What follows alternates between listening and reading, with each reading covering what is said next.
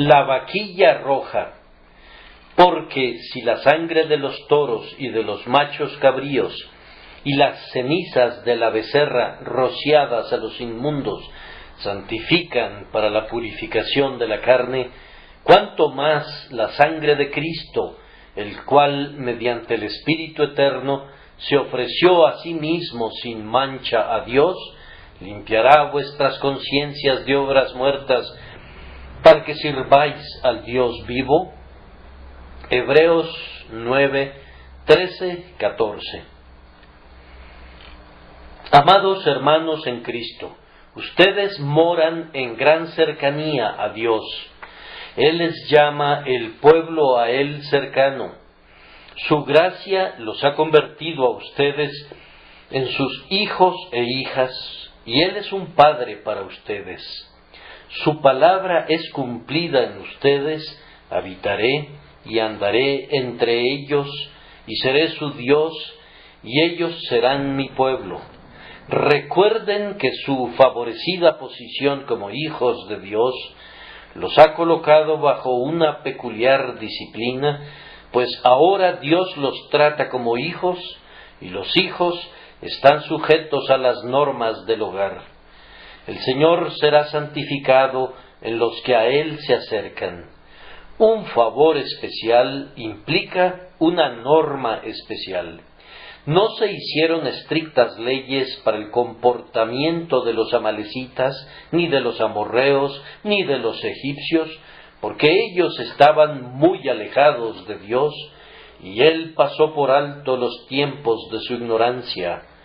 Pero el Señor apartó a Israel para que fuese su pueblo, y vino y habitó en medio de la congregación.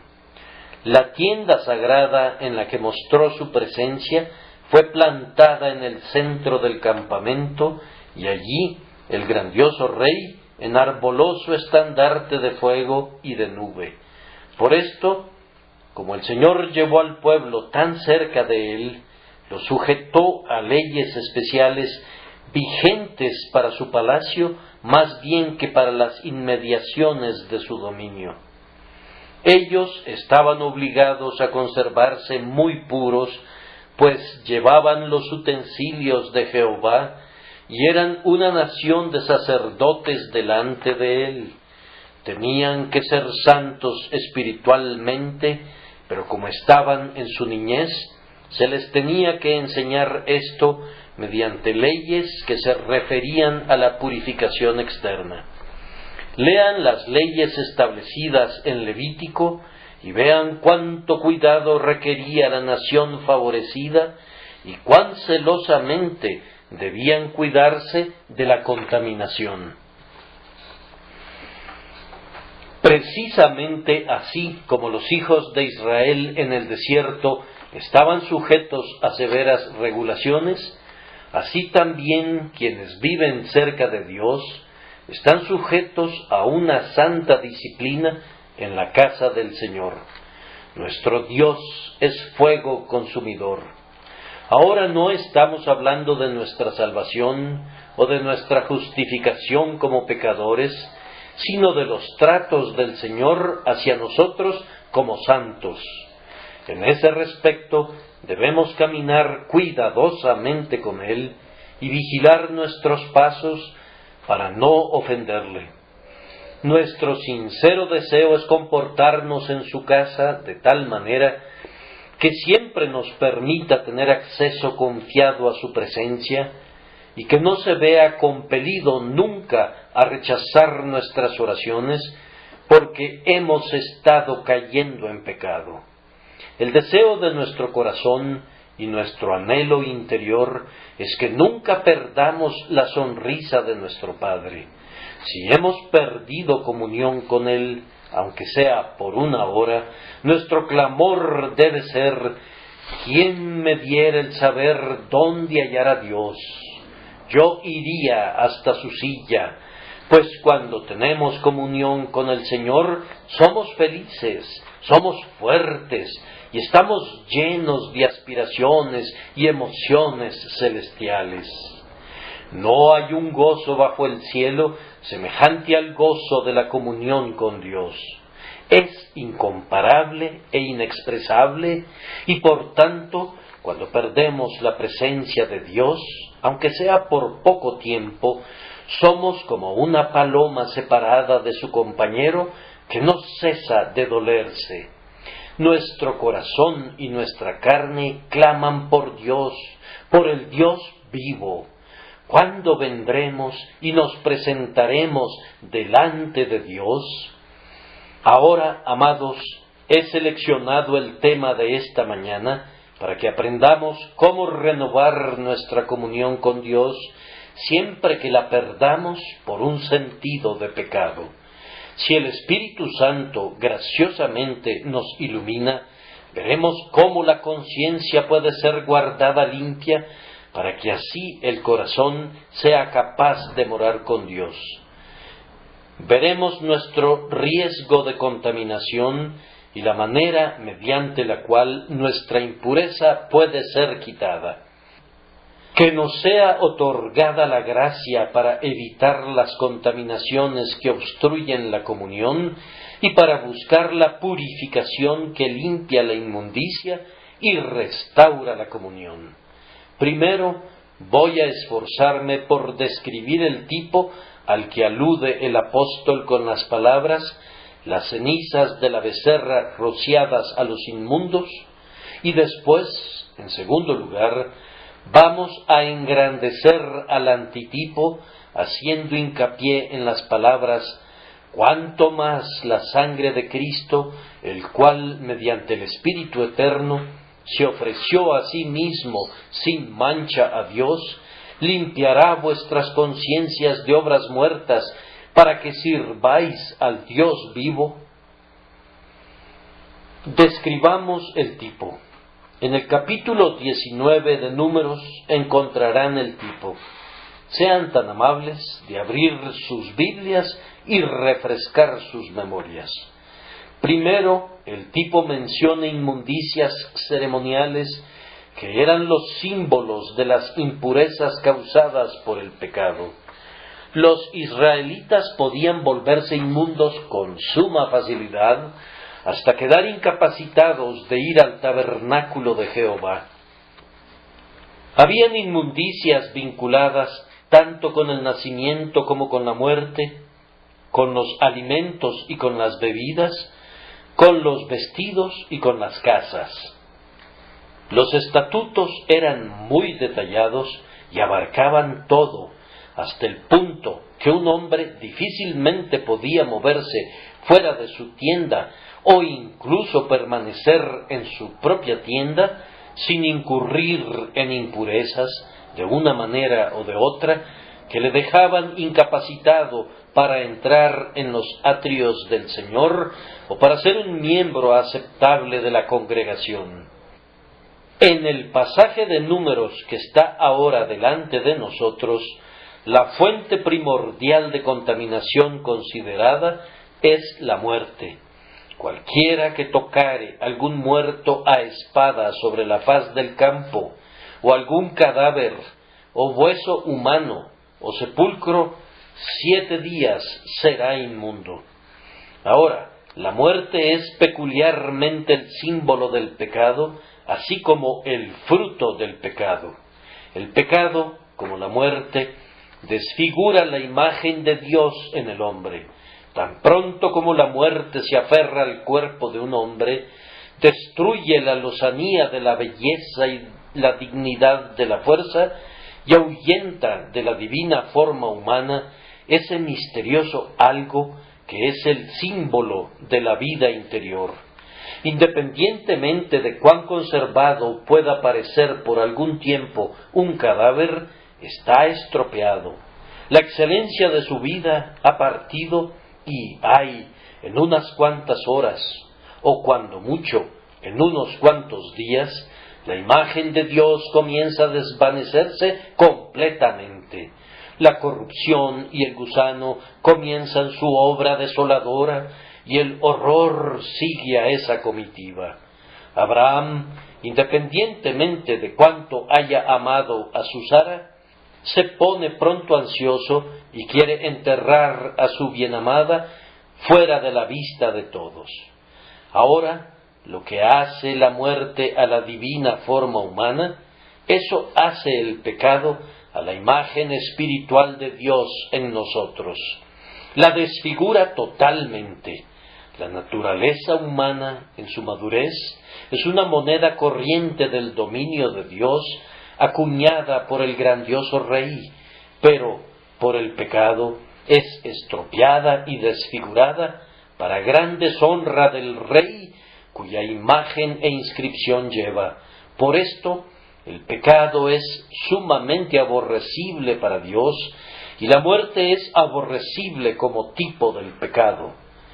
Las impurezas que adquirían los israelitas por la muerte deben haber sido muy frecuentes. Como toda una generación murió en el desierto, la mayoría de los habitantes debe haber caído una y otra vez bajo la ley aplicable a la inmundicia, ya sea por causa de sus padres o de sus amigos. Un hombre podía excavar en el campo algunos restos humanos, o arar sobre una tumba, o encontrar un cuerpo muerto accidentalmente, y de inmediato era inmundo. ¿Cuán frecuente eran entonces las ocasiones de ser inmundos? Pero, hermanos míos, no tan frecuentes como las ocasiones de contaminación que enfrentan nuestras conciencias en un mundo como este, pues podemos errar y transgredir de mil maneras. Por un albergue en algún vasto desierto, alguna ilimitada proximidad de sombra, donde el pecado no alcanzara nunca mi alma.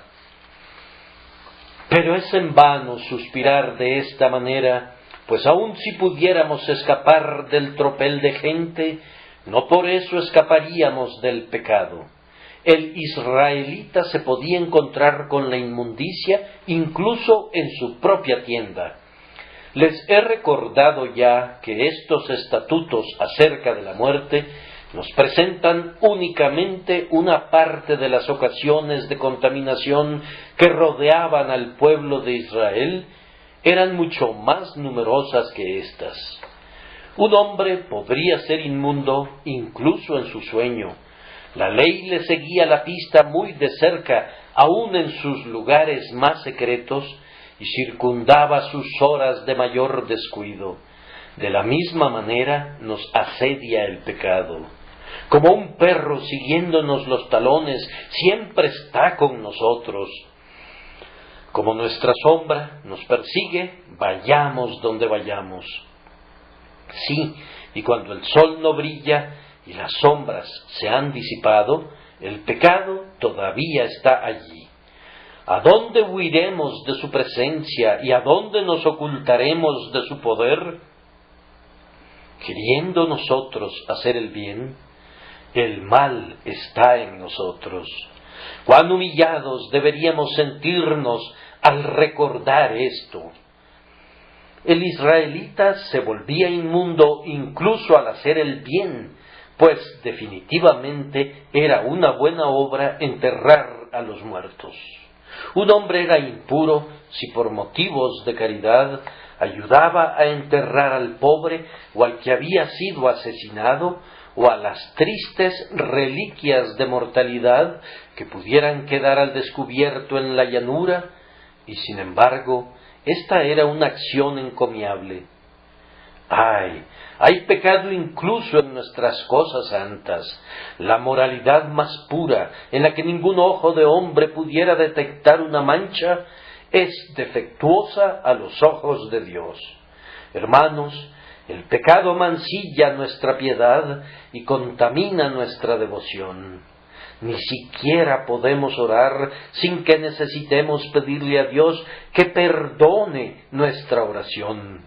Nuestros actos de fe conllevan una medida de incredulidad, pues la fe no es nunca tan sólida como debería serlo.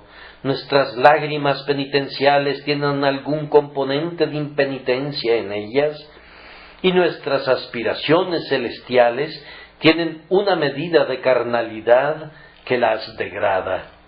El mal de nuestra naturaleza se adhiere a todo lo que hacemos. ¿Quién hará limpio a lo inmundo? Nadie. De una forma o de otra, la inmundicia nos alcanzará.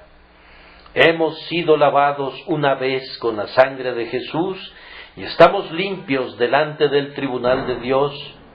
Y, sin embargo, en la familia divina necesitamos que nuestros pies sean limpiados después de caminar un rato por este mundo polvoriento, y no hay ningún discípulo que esté por encima de la necesidad de este lavamiento.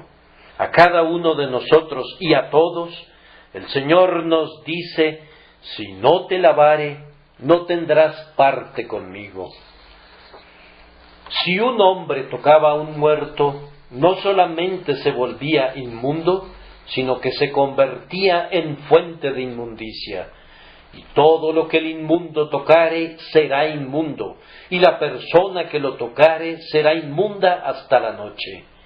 Mientras un hombre permaneciera inmundo, no podía subir a la adoración a Dios, y estaba en peligro de ser cortado de entre la congregación, por cuanto, dice la ley, contaminó el tabernáculo de Jehová.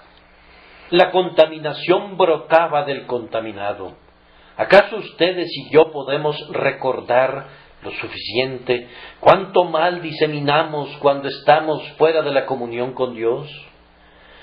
Cualquier temperamento poco generoso proyecta su sombra en los demás. Nunca lanzamos alguna mirada sin provocar resentimiento y malos sentimientos en los otros. Esta persona o aquella seguirá nuestro ejemplo si somos holgazanes, y así estaríamos haciendo mucho daño, aun cuando no estemos haciendo nada. Ni siquiera podrían enterrar su talento en una servilleta sin poner un ejemplo para que los demás hicieran lo mismo. Y si ese ejemplo fuera seguido por todos, cuán terribles serían las consecuencias. Fíjense que no estoy hablando ahora de los pecadores del mundo, sino de los santos de Dios. Como las ordenanzas contenidas en el capítulo delante de nosotros eran para Israel, así estas cosas son predicadas para aquellos en quienes está el Espíritu del Señor. El anhelo ferviente de mi alma es que nuestro caminar sea digno del Señor para agradarle en todo, y que no nos volvamos indignos de la comunión con Él. Esta inmundicia le impedía al hombre subir para adorar a Dios, y lo separaba de esa grandiosa y permanente congregación que era llamada a morar en la casa de Dios, pues residía alrededor del lugar santo. Él era, por decirlo así, excomulgado o suspendido por lo menos de su comunión. No podía traer ninguna ofrenda, no podía estar en medio de la multitud y presenciar la solemne adoración, pues era inmundo y debía considerarse así. ¿Llegan los hijos de Dios alguna vez a este punto? Ah, queridos amigos, en lo relativo a nuestras conciencias, con frecuencia estamos en medio de los inmundos. No estamos contaminados como los paganos, ni condenados con el mundo, pero como hijos de Dios sentimos que nos hemos desviado y nuestra conciencia nos remuerde. El pecado ya ha sido quitado de nosotros, pues somos criminales ya juzgados delante de un juez, pero pesa sobre la conciencia de la misma manera que las fallas de un hijo le causan dolor. Esta inmundicia debe ser purificada de la conciencia, y nuestro sermón entero es sobre esa materia. No hablo de quitar efectivamente el pecado delante de Dios, sino de quitar de la conciencia su contaminación, de tal manera que la comunión con Dios pueda ser posible.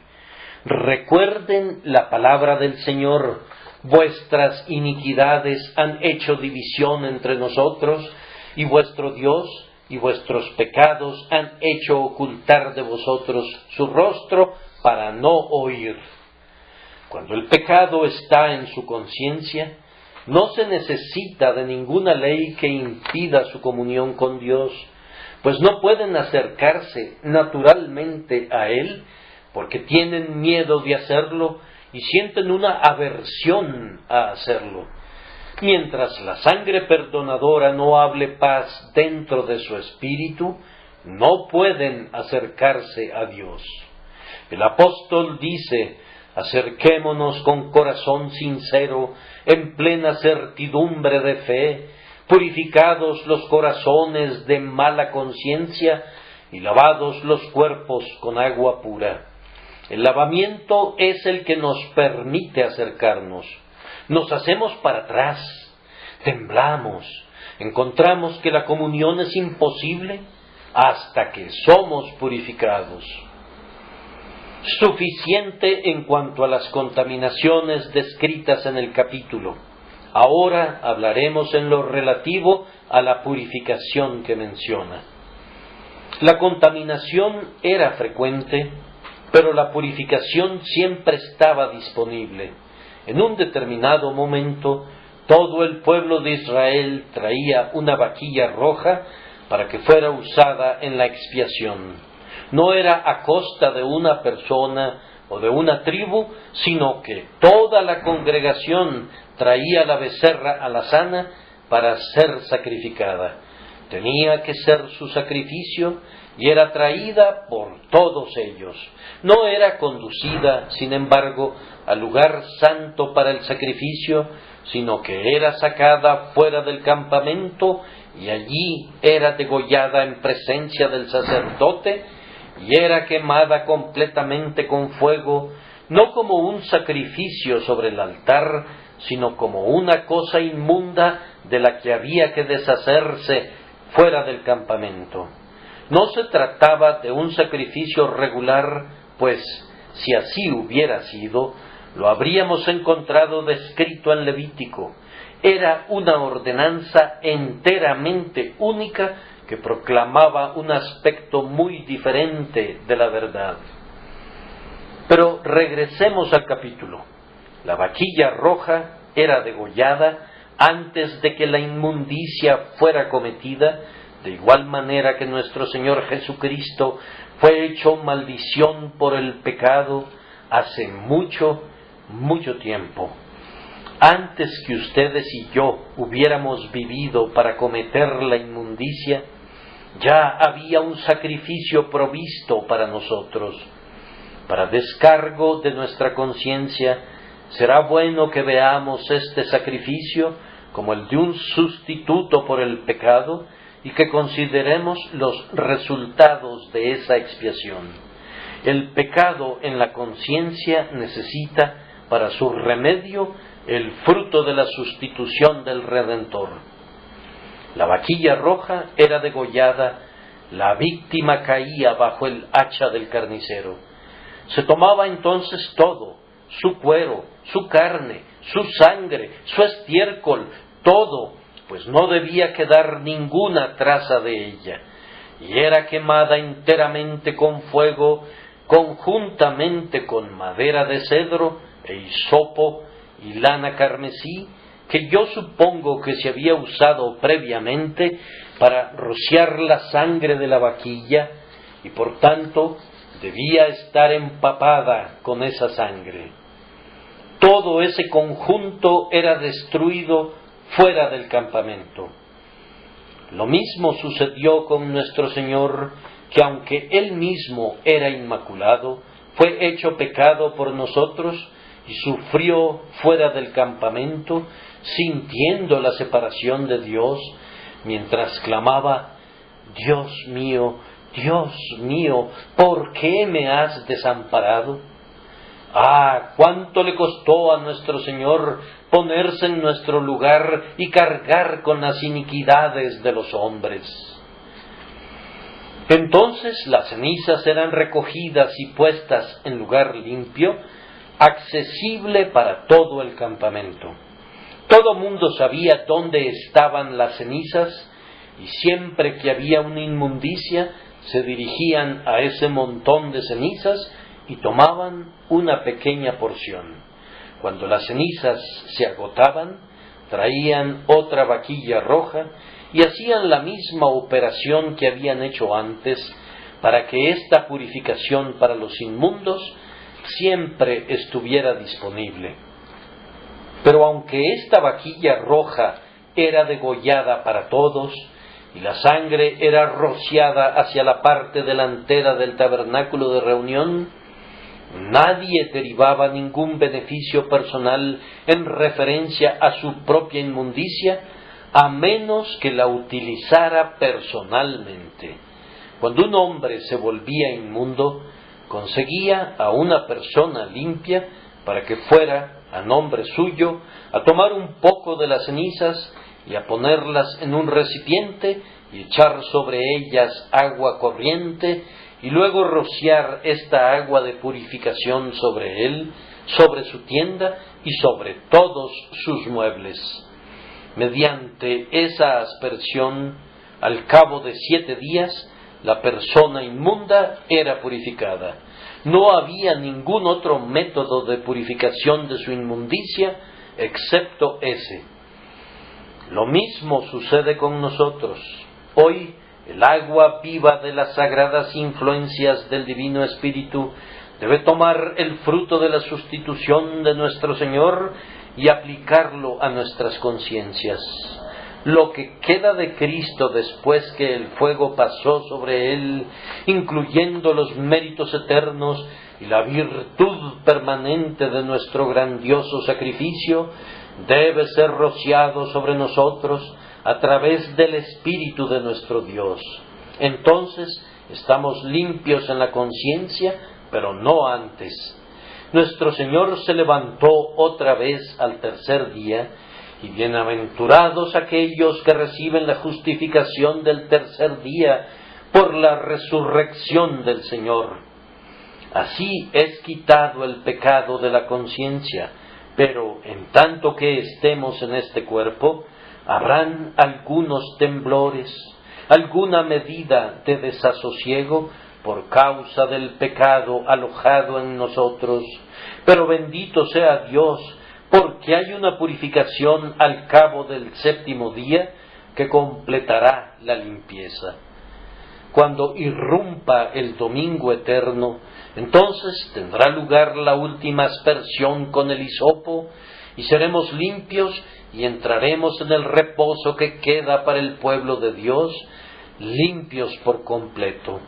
Al final vendremos delante de Dios sin mancha ni arruga ni cosa semejante, y seremos tan capaces de tener comunión con Él como si no hubiésemos transgredido nunca, siendo presentados sin mancha delante de su presencia con sumo y grande gozo. Suficiente en lo concerniente al tipo, con el cual ya hemos mezclado algún grado de exposición. Engrandezcamos al grandioso antitipo, porque si la sangre de los toros y de los machos cabríos y las cenizas de la becerra rociadas a los inmundos santifican para la purificación de la carne, ¿cuánto más la sangre de Cristo? ¿Cuánto más? Él no nos da la medida, sino simplemente lo deja con un interrogante. Nunca seremos capaces de decir cuánto más, pues la diferencia entre la sangre de los toros y de los machos cabríos y la sangre de Cristo, la diferencia entre las cenizas de la vaquilla roja y los eternos méritos del Señor Jesús, debe ser una diferencia infinita. Permítanme ayudar a su juicio mientras declaramos la suma grandeza de nuestro poderoso Redentor, por quien somos reconciliados con Dios. Primero, entonces, nuestra impureza es mucho mayor, pues la impureza de la que habla nuestro texto está en la conciencia. Ahora yo puedo creer que el israelita, cuando se volvía inmundo por tocar un cadáver por necesidad o un pedazo de un hueso por accidente, no sentía nada en su conciencia, pues no había pecado en ese asunto, era sólo ceremonialmente inmundo y eso era todo. Su incapacidad ceremonial le turbaba, pues habría estado muy contento de subir al tabernáculo del Señor y tener compañerismo con las huestes de Israel, pero no había nada en su conciencia. Si hubiera habido algo, la sangre de los toros y de los machos cabríos no le hubiera podido ayudar. Amados, ustedes y yo sabemos lo que es, a veces, tener inmundicia sobre nuestras conciencias y tener que lamentarnos porque nos hemos descarriado de los mandamientos del Señor. Los impíos no se afligen así. Su conciencia los acusa espasmódicamente, pero ellos nunca escuchan sus acusaciones como para sentir su incapacidad de acercarse a Dios. Es más, pueden llegar a ponerse de rodillas con una conciencia culpable y pretender ofrecer a Dios el sacrificio de la oración y la alabanza, mientras todavía no son perdonados y están desunidos y son rebeldes. Ustedes y yo, si en verdad somos el pueblo del Señor, no podríamos hacer eso. La culpa en nuestra conciencia es para nosotros algo terrible. No hay dolores corporales, no hay torturas infligidas por la Inquisición que sean del todo comparables a los látigos de alambre ardiente que flagelan a la conciencia culpable. Cuando oigan a personas que hablan acerca de las horribles figuras de la edad medieval con relación al infierno, las fuertes metáforas usadas algunas veces por los ortodoxos hasta el día de hoy, recuerden que sólo son figuras y entonces que cualquiera que haya sentido las agonías de una conciencia culpable juzgue si las figuras podrían ser exageradas. Es algo terrible que te sientas culpable y en la medida que seas mejor, más te afligirás al encontrarte conscientemente en el estado indebido. Yo le pregunto a cualquier hombre regenerado aquí, que en el fondo tenga ya una seguridad de que su pecado ha sido perdonado delante de Dios, si puede hacer el mal sin dolerse. Siempre que transgredes y estás consciente de ello, aunque no dudes del amor de Dios hacia ti, ¿no eres como alguien que tiene rotos todos sus huesos? Yo sé que es así, y entre mejor seas, más intenso será el terror de tu espíritu cuando la culpa esté sobre tu conciencia en cualquier medida. Bien, ahora, lo que puede quitar la culpa de la conciencia debe ser infinitamente mayor que lo que podía quitar una simple contaminación ceremonial. Hermanos, la culpa en la conciencia es el más eficaz impedimento para que nos acerquemos a Dios. El Señor llama a su pueblo para que se acerque a Él, y hay un camino de acceso que siempre está abierto, pero en la medida en que estés consciente de pecado, estás renuente a usar esa vía de acceso. Podemos venir a Dios como pecadores para buscar perdón, pero no podemos venir delante del Señor como amados hijos mientras haya alguna desaveniencia entre nosotros y nuestro grandioso Padre. No, debemos estar limpios o no podríamos acercarnos a Dios. Vean cómo los sacerdotes lavaban sus pies en la fuente de bronce antes de ofrecer incienso al Señor. No podemos tener comunión con Dios mientras haya un sentido de pecado inconfesado y sin perdón sobre nosotros. Reconciliaos con Dios es un texto tanto para santos como para pecadores. Los hijos pueden tener desavenencias con un padre, así como los rebeldes pueden tenerlas con un rey. ¿Debe haber unidad de corazón con Dios o habrá un fin a la comunión y por tanto la conciencia debe ser limpiada? El hombre que era inmundo podría haber subido al tabernáculo si no hubiese habido ninguna ley que se lo impidiera, y es posible que hubiera podido adorar a Dios en espíritu, independientemente de su descalificación ceremonial. La contaminación no era una barrera en sí misma, excepto en tanto que era típica. Pero el pecado en la conciencia es una pared natural entre Dios y el alma. No puedes entrar en una comunión amorosa con Él hasta que la conciencia esté despejada. Por tanto, los exhorto a que vuelen de inmediato a Jesús en busca de paz.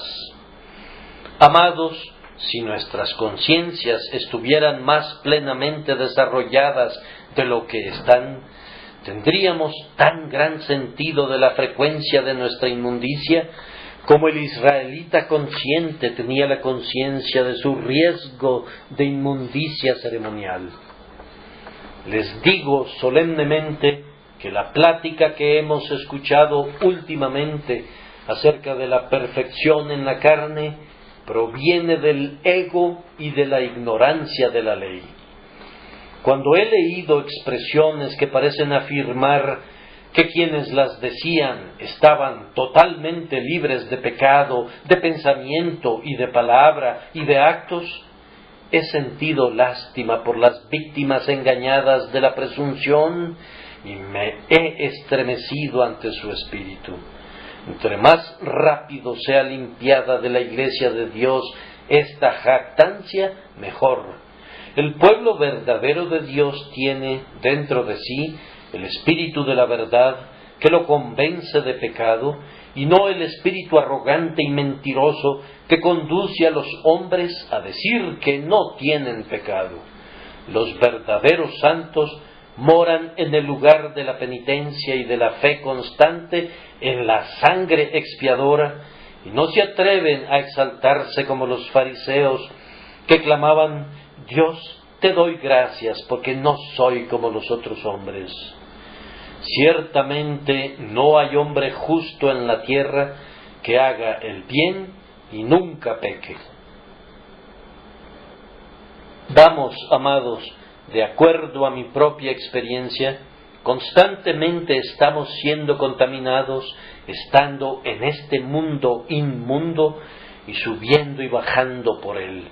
Así como un hombre no podía dar un paseo sin tropezarse con una tumba, ni podía encerrarse en su casa sin correr el riesgo que la muerte entrase en ella, así estamos nosotros expuestos al pecado en todas partes. Pareciera que es inevitable, mientras estemos en este cuerpo y en este mundo pecaminoso, que entremos en contacto con el pecado de una forma u otra, y cualquier contacto con el pecado es contaminante. Nuestro Señor pudo vivir entre los pecadores y permanecer incólume porque no había mal en su corazón, pero en nuestro caso, el pecado que está fuera despierta los ecos internos y así causa una medida de consentimiento y contaminación. La voluntad cede más o menos a la tentación, y cuando la voluntad no cede, la imaginación juega el papel del traidor, y los afectos parlamentan y traicionan al alma. Aunque venga acompañado de una determinación de no caer en el mal, el simple pensamiento del mal es pecado. El pecado no atraviesa la placa sensible de nuestra alma, según está expuesta en su cámara de cada día, sin dejar, aun si nosotros mismos no la vemos, alguna traza y una mancha que Dios sí ve. Nuestros colegas son una fuente terrible de contaminación para nosotros. ¿No notaron en el capítulo que leímos, Números 19, que quien tocaba el cadáver de un hombre era inmundo por 7 días? Ahora, Si van al Levítico 11:31, verán que cualquiera que tocara la carroña de una bestia inmunda era solamente inmundo hasta la noche. De esta forma, el hombre muerto era 7 veces más inmundo que un animal muerto. Esa es la evaluación que hace Dios del hombre caído, no regenerado, y es una evaluación justa, pues los hombres perversos hacen muchas cosas que las bestias brutas no hacen nunca. Todos los hombres impíos nos manchan, y no estoy seguro que pueda terminar allí, pues la verdad es todavía más amplia. No me importa cómo escojan a sus amistades, y deberían ser muy selectivos al escogerlas, pero aunque solo se asocien con santos, ellos también serán ocasión de pecado para ustedes en un momento o en otro. Habrá algo en ellos, incluso acerca de su santidad, que pueda despertar su idolatría hacia ellos o su envidia de ellos y de una forma u otra conducirlos a pecar. Tú no puedes estar completamente libre de inmundicia, ya que eres hombre inmundo de labios y habitas en medio de pueblo que tiene labios inmundos, y por tanto siempre tendrás necesidad de usar el mecanismo de la purificación que el Señor ha preparado y revelado. Recuerda que en el tipo el menor roce contaminaba. Si únicamente levantaban un hueso, los israelitas eran inmundos. Si simplemente pasaban sobre una tumba, se volvían inmundos. Hermanos míos, los mejores de ustedes difícilmente pueden leer en el periódico un relato de un crimen sin que se les pegue alguna mancha. No pueden ver el pecado en otra persona sin estar en terrible peligro de ser, en alguna medida, afectados por ello. El pecado es de una naturaleza tan sutil y penetrante que mucho antes que estemos conscientes empaña nuestro brillo y carcome nuestro espíritu. Únicamente el Dios santo y puro es sin mancha, pero en cuanto a los mejores de sus santos, ellos necesitan velar sus rostros en su presencia y pregonar: inmundo, inmundo. Bajo la antigua ley, los hombres podrían ser inmundos sin saberlo. Un hombre habría podido tocar un hueso sin darse cuenta, mas la ley operaba de igual manera. Habría podido caminar sobre una tumba sin saberlo, pero era inmundo. Me temo que nuestro orgulloso sentido de lo que pensamos que es nuestra limpieza interior refleja simplemente la estupidez de nuestra conciencia. Si nuestra conciencia fuera más sensible y tierna, percibiría al pecado allí donde ahora nos congratulamos porque todo es puro.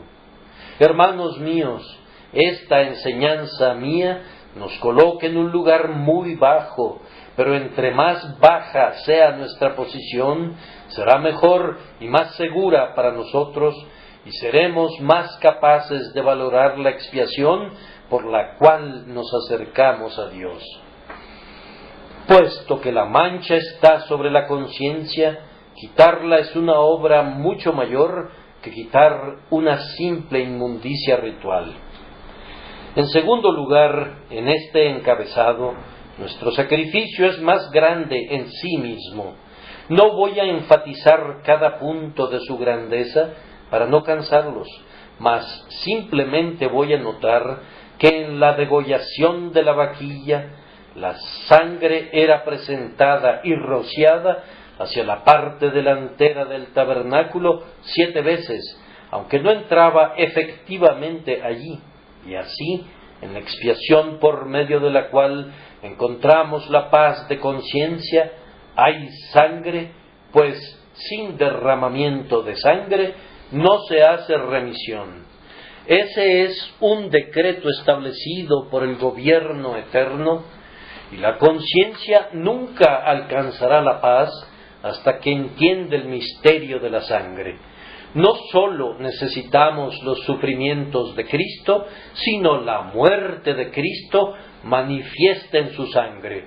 El sustituto debe morir. La muerte era nuestro destino, y muerte por muerte ofreció Cristo al Dios eterno. Es por un sentido de la muerte sustitutiva de nuestro Señor que la conciencia se queda limpia de las obras muertas. Además, la propia vaquilla era ofrecida. Después que la sangre era rociada hacia la parte delantera del tabernáculo por la mano sacerdotal, la víctima era totalmente consumida. Lean ahora nuestro texto. Cristo, el cual mediante el Espíritu Eterno se ofreció a sí mismo a Dios. Nuestro Señor Jesucristo no entregó simplemente su muerte, sino su persona entera, con todo lo que le competía, para ser nuestro sacrificio sustitutivo. Se ofreció a sí mismo, su persona, su gloria, su santidad, su vida, su propio yo en nuestro lugar. Pero, hermanos, si una pobre vajilla, cuando era ofrecida y consumida, hacía que el hombre inmundo fuera limpio, ¿cuánto más seremos purificados por Jesús, puesto que Él se dio a sí mismo, a su glorioso yo, en quien habita corporalmente toda la plenitud de la deidad? ¡Oh, qué sacrificio es este! Se agrega que nuestro Señor hizo esto mediante el Espíritu Eterno.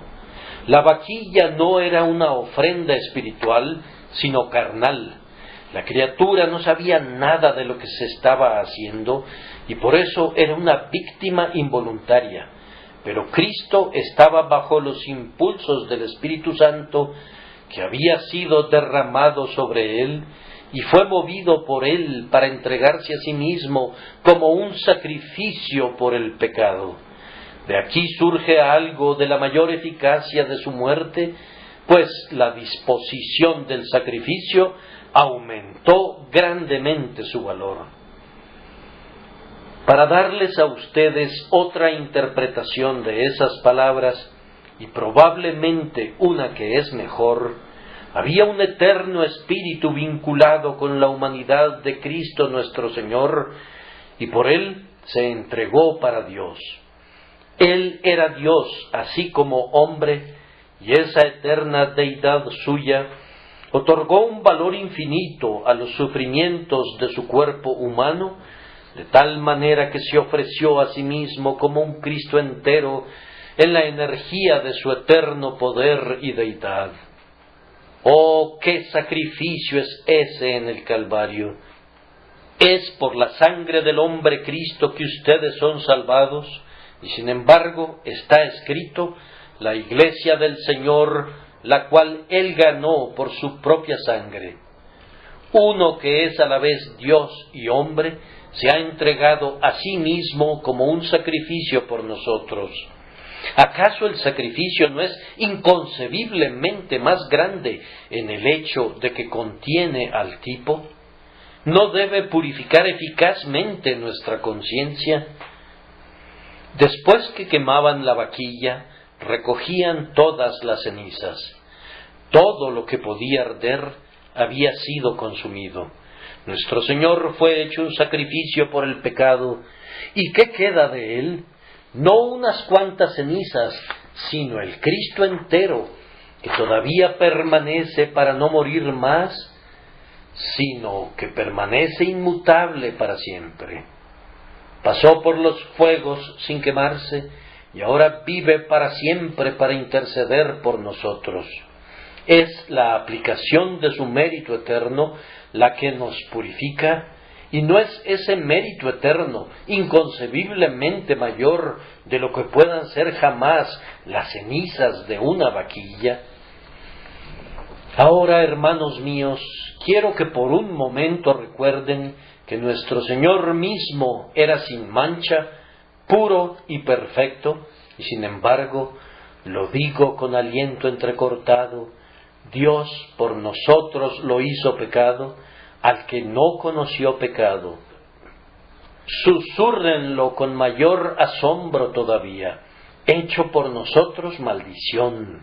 Sí, una maldición, porque está escrito: maldito todo el que es colgado en un madero. Esa vaquilla roja, aunque sin ninguna falta, y sobre la cual no se había puesto yugo, era considerada una cosa inmunda. Sáquenla del campamento, no debe vivir, mátenla, es una cosa inmunda, quémenla enteramente, pues Dios no puede soportarla. Contemplen y maravíllense que el propio y adorable Hijo siempre bendito de Dios, en inconcebible condescendencia de amor inefable, tomó el lugar del pecado, el lugar del pecador, y fue contado con los inicuos. Él debe morir clavándolo a una cruz. Debe ser abandonado por los hombres, y el propio Dios le desampara. Con todo eso, Jehová quiso quebrantarlo, sujetándolo a padecimiento, cuando haya puesto su vida en expiación por el pecado. Todos nosotros nos descarriamos como ovejas, cada cual se apartó por su camino, mas Jehová cargó en él el pecado de todos nosotros, no el castigo simplemente, sino la iniquidad. El pecado mismo fue puesto sobre el siempre bendito.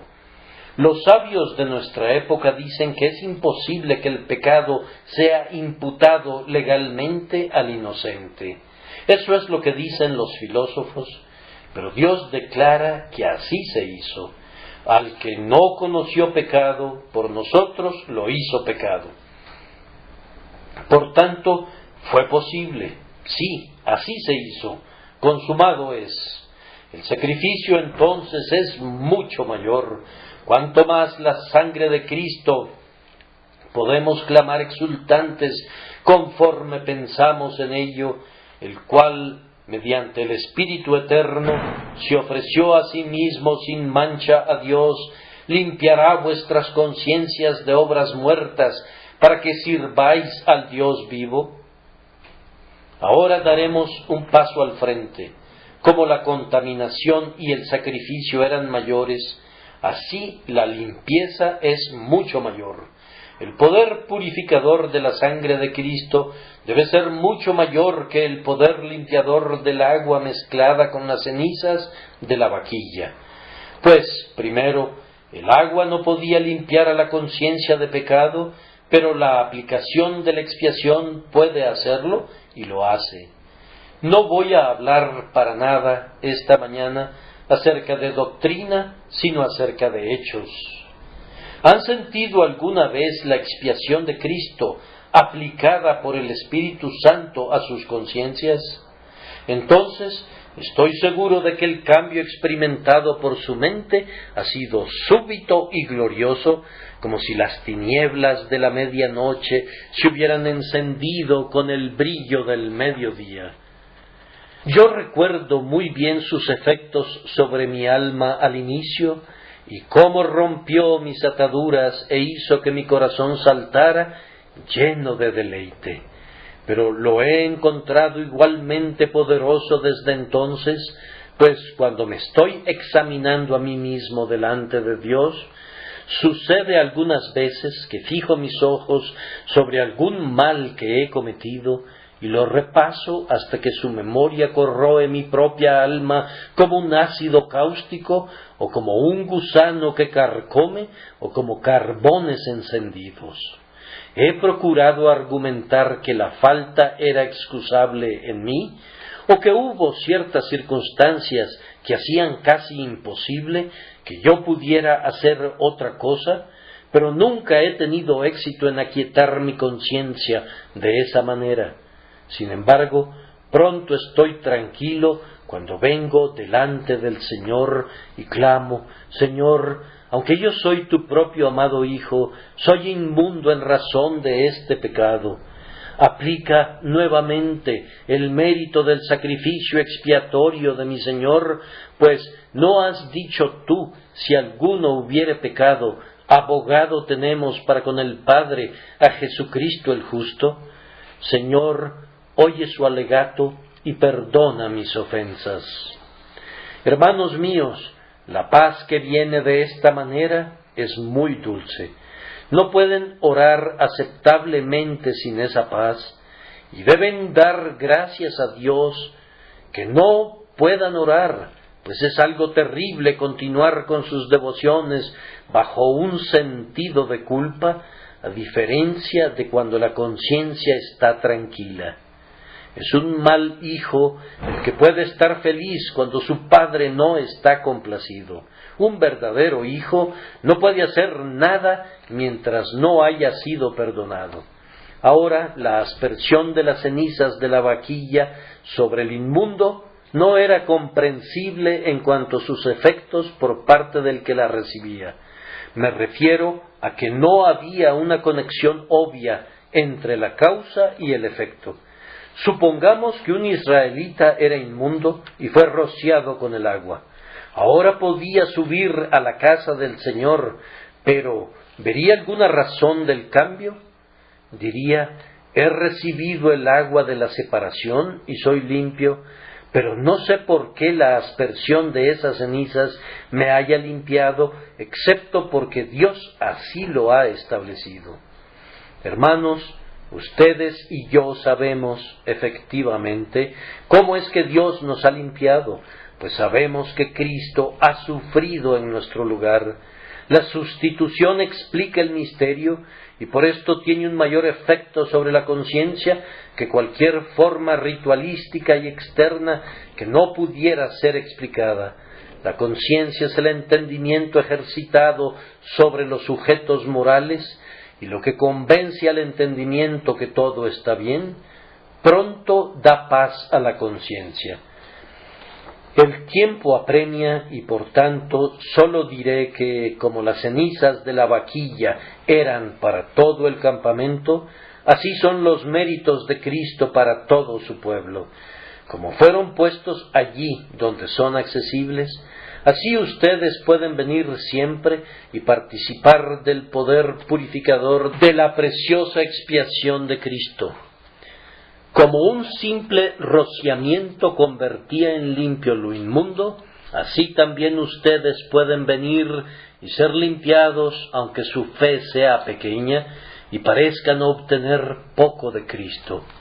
Oh hermanos, el Señor Dios de infinita misericordia les da a conocer el poder de su grandioso sacrificio para que obre paz en ustedes, no después de 3 o de 7 días, sino al instante, y paz no simplemente por un tiempo, sino para siempre. Debo explicarles un enigma. Salomón, de acuerdo con la tradición judía, declaró que no entendía por qué las cenizas de la vaquilla hacían inmundo a todo el mundo, excepto a aquellos que ya eran inmundos. Ustedes vieron en la lectura que el sacerdote, el hombre que degollaba a la vaquilla roja, la persona que recogía las cenizas y el que mezclaba las cenizas con agua y las rociaba, todos se volvían inmundos por esos actos, y sin embargo las cenizas purificaban a los inmundos. ¿Acaso no es esto análogo al enigma de la serpiente de bronce? Fue por una serpiente que el pueblo fue mordido, y fue por una serpiente de bronce que eran salvados. Es por el ser de Cristo, considerado como inmundo, que nosotros somos limpiados, y la operación de su sacrificio es justo como la de las cenizas, pues revela la inmundicia y la quita. Si tú estás limpio y piensas en la muerte de Cristo, ¿qué sentido de pecado trae sobre ti? Pueden juzgar acerca del pecado por la expiación. Si son inmundos, acercarse a Cristo quita el pecado. Así, mientras su muerte mi pecado exhibe en todos sus negros matices, tal es el misterio de la gracia que sella mi perdón también. Si creemos que somos inmundos, una mirada a la sangre expiatoria nos lleva a ver cuán inmundos somos, y si nos juzgamos inmundos, entonces la aplicación del sacrificio expiatorio da descanso a nuestras conciencias. Ahora, ¿de qué se trata todo esto? Esta vaquilla degollada la entiendo, puesto que admitía a los israelitas inmundos a los atrios del Señor, pero este Cristo de Dios, ofreciéndose a sí mismo sin mancha mediante el Espíritu Eterno, ¿cuál es su propósito? Su objetivo es un servicio más elevado, es para que podamos ser limpiados de las obras muertas para servir al Dios vivo. Las obras muertas han desaparecido, Dios los absuelve, ustedes están limpios y lo sienten. Entonces, ¿qué? ¿No aborrecerán las obras muertas en el futuro? El pecado es muerte. Luchen para evitarlo. En la medida que sean liberados del yugo del pecado, vayan y sirvan a Dios, puesto que Él es el Dios vivo y evidentemente odia a la muerte y la define como inmundicia para Él. Abóquense a las cosas vivas, ofrezcan a Dios oraciones vivas y lágrimas vivas, ámenle con un amor vivo, confíen en Él con una fe viva, sírvanle con una obediencia viva. Estén todos vivos con su vida, no solo tengan vida, sino tenganla más abundantemente. Él les ha limpiado de la contaminación de la muerte. Vivan ahora en la belleza y la gloria y la excelencia de la vida divina y pídanle al Espíritu Santo que los reviva para que puedan permanecer en plena comunión con Dios. Si una persona inmunda fuera limpiada y hubiera dicho entonces, no voy a adorar al Señor, ni tampoco le serviré, lo consideraríamos un ser perverso. Y si cualquier persona aquí presente dijera, mi pecado ha sido perdonado y yo lo sé, pero no haré nada para Dios, muy bien podríamos exclamar, ¡ah, hombre desgraciado! ¡Cuán hipócrita y engañadora debe ser esa persona! Cuando el perdón se recibe de las manos del Señor, el alma tiene que sentir un amor a Dios que se eleva dentro de sí. Al que se le ha perdonado mucho, tiene que amar mucho y tiene que hacer mucho por él, porque no obtuvo ese perdón. Que el Señor los bendiga por Jesucristo nuestro Señor. Amén.